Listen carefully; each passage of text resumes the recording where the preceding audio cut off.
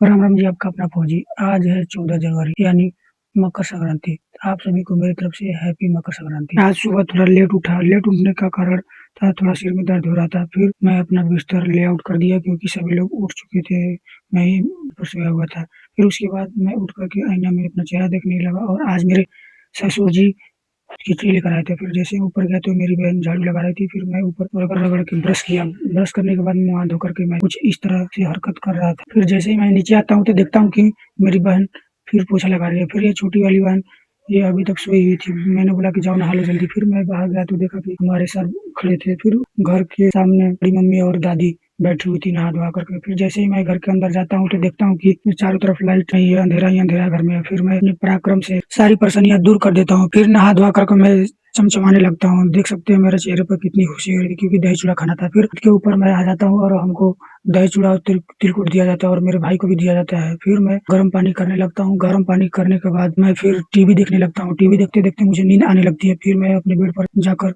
सो जाता हूँ।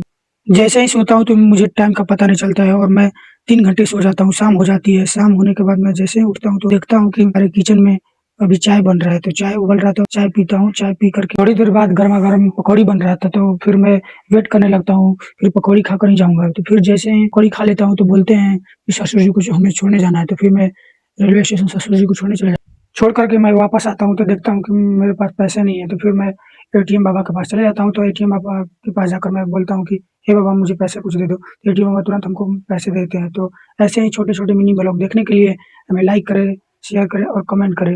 तो मिलते हैं नेक्स्ट वीडियो में। जय हिंद।